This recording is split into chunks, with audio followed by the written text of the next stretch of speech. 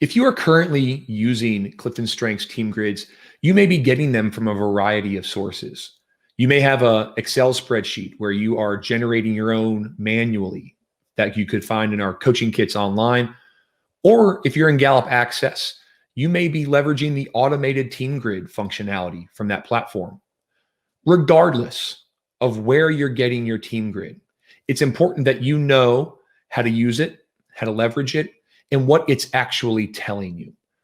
One of the benefits of having an automatically generated team grid from Gallup Access is you'll see an additional line item. And that first line says team theme rank order. And that's the collective strengths of the team.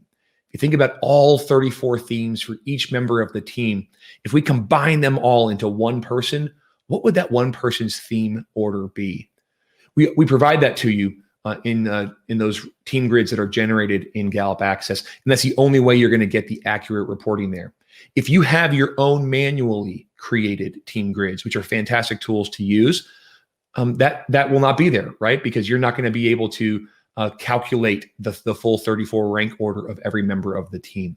But regardless of where you're getting your grid from, know where to find it, know how to use it. It's a fantastic tool in driving deeper conversations among team members.